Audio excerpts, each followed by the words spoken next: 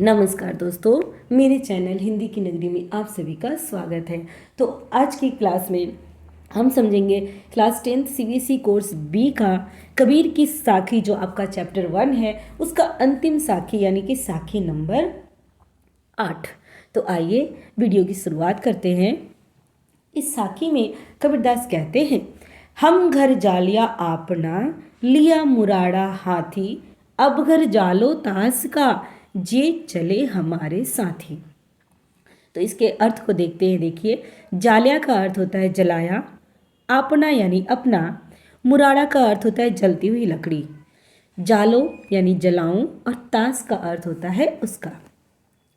तो इसके प्रसंग में कबीर कहते हैं कि मोह माया रूपी घर को जलाकर अर्थात त्याग कर ज्ञान को प्राप्त करने की बात कबीरदास कहते हैं इस साखी के द्वारा।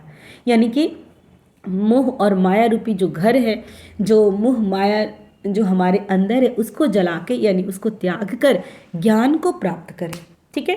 तो इस साखी की व्याख्या करते हुए कबीरदास कहते हैं कि उन्होंने अपने हाथों में अपना घर जला दिया, अपने हाथों से, यानी कि कबीर ने अपना ही घर अपने हाथों से जला दिया।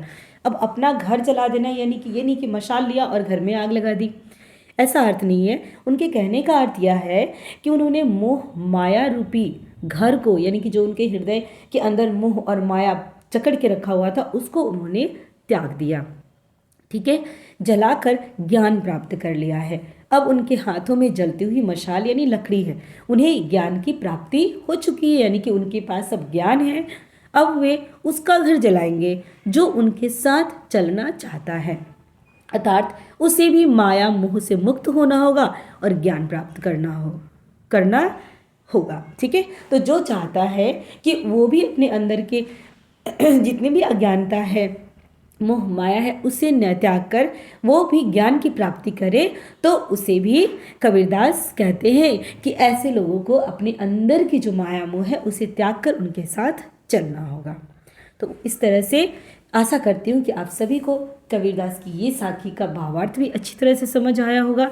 तो मेरे चैनल को लाइक और सब्सक्राइब करना ना भूलिएगा। धन्यवाद।